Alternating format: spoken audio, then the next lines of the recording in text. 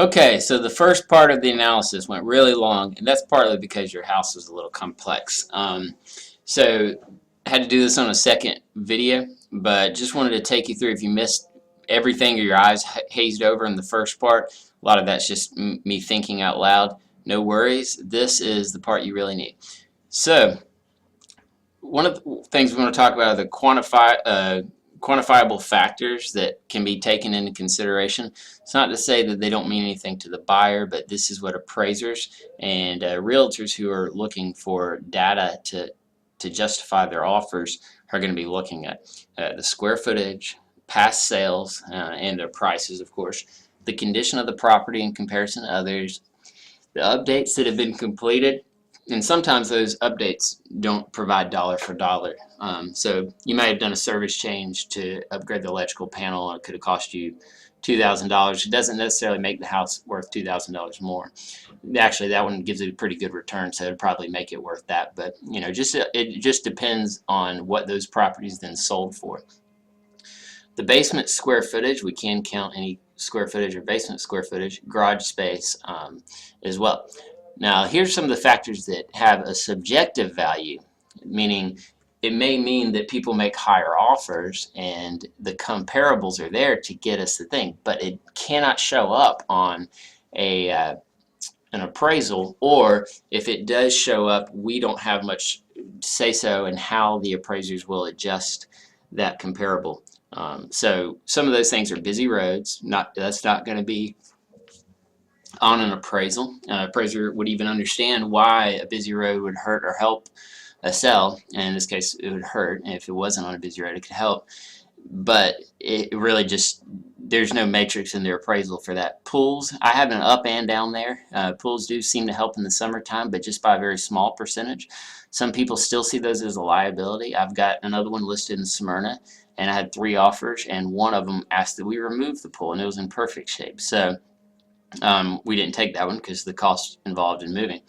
So the size of the yard or lot, it may increase. Again, subjectively, someone may be willing to pay more for it, but it doesn't show up unless that extra size of the lot is truly buildable, or it could be zoned commercial or something. A lot of people say, well, I have a larger lot, it should be worth $10,000 more, but it really isn't. Access to the backyard, I've got a lot of people get turned off from the fact they can't drive around to the backyard or to a garage. Quality of the basement square footage. This is a really huge thing in my analysis of when I look at a house, but not necessarily showing up on appraisals. If the house has say a lay-in ceiling and it feels like a dungeon down there, then buyers are not willing to pay as much for that square footage, but appraisers don't necessarily take that into consideration. And then storage space, and then of course outbuildings. Some people want them gone, some people want another one. So these are just subjective factors. The only one that two really, that I see playing in part here would be the busy roads or the pool. Not worried about the pool, it can go if we have to. The busy road thing, we just can't do anything about. The only way to overcome that is with price. So looking through our comparable sales, don't look at this number yet. You've already seen it. Now you're freaking out. Reality says that your house is worth $84 a square foot. I took those 4 best comps. I did do an average, and we don't know how the busy road will affect the sale. But what I'm considering is the busy road and the fact that your finishes are going to be better than a lot of those we looked at are going to kind of be a wash. So what I have to do is ground you guys, and I wish I could spend 20 minutes on this part of the presentation to say that on paper, what we know for a fact is that the average comp is $84 a square foot, which would bring you out to $142.8. I know that's very disappointing because you guys paid a lot more than that. I know that with your payoff and everything, that doesn't have you walking away with much or anything.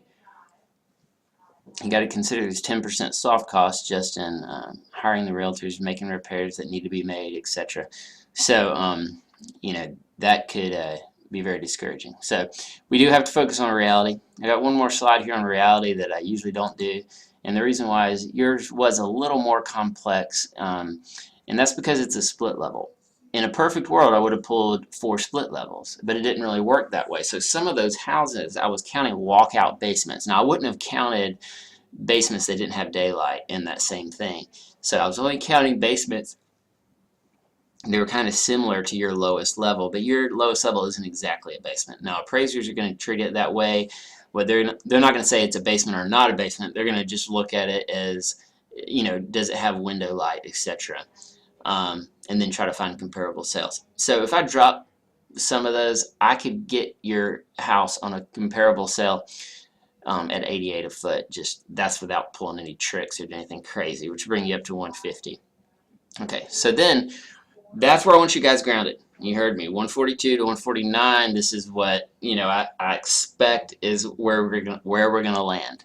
Now this gets to the part of where the marketing, the artwork of pitching this to the right people really comes into play and making you guys the most money. And it's what we call fantasy land. So I call it fantasy land because I just wanted clients to realize how ridiculous it was to think that we could go into an area that nobody had gone into.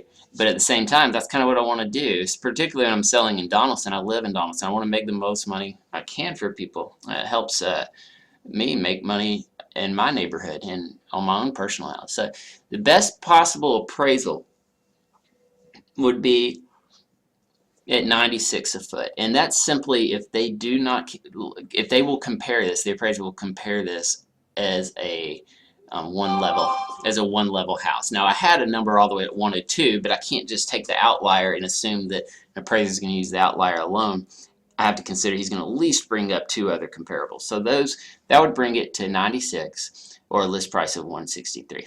So that helps a little bit. Now anything above 163, we're really running into problems. Not only will anybody pay that, but will the appraiser be able to come up with a number that would even justify the price? So I've got a house listed that I just got a contract on, and we ended up at a bidding war.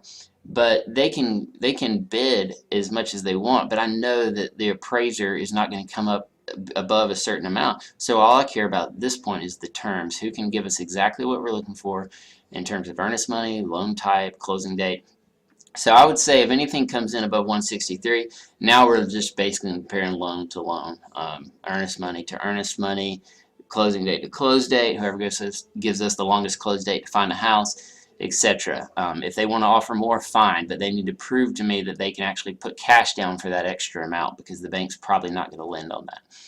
So the other thing says that inventory still sucks, as you saw, and that you're bringing a pretty good value to the market starting at 169. So if we were to go at 169, it does seem that, hey, we're right in a niche. Now, unfortunately, some of those houses in that niche were on the market for 120 days, but if your house strikes somebody correctly, hey, we might pull it off.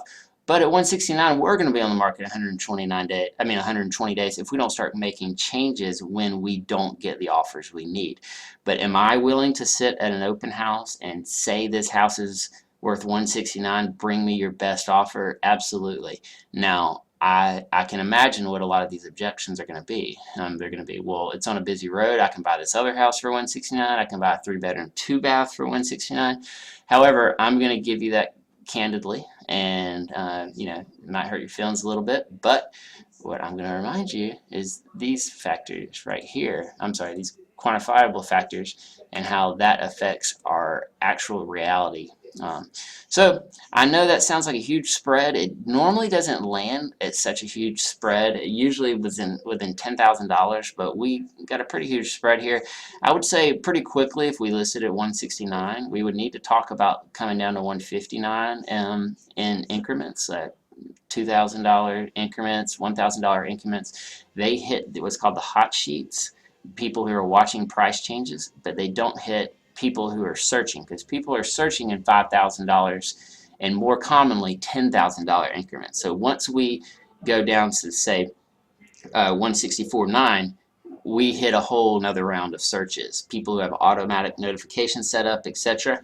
And it hits them, and we start getting more showings. We can't do much in terms of getting new showings without that, except for the hot sheets. And the hot sheets are just, they're not looked at near as much. Very small percentage of realtors who are out there following this. So my suggested marketing price is high. I'm not gonna lie, but I want to see you guys do well. I want to see We guys get as high above my probable sales price as possible. So that's why I'm going to say that our marketing price should be 169, and we need to be ready to make changes quickly. So hope that helps you guys. If you have any other questions, let's talk through that and see what we can do to get this place sold. Now, what I'd like to do next is get paperwork signed and get a sign in the yard, because the best way to get the highest price is to build anticipation, and then once the house comes on the market, end up at a bidding war. So if you have any other questions, give me a call. I look forward to talking to you. Thanks.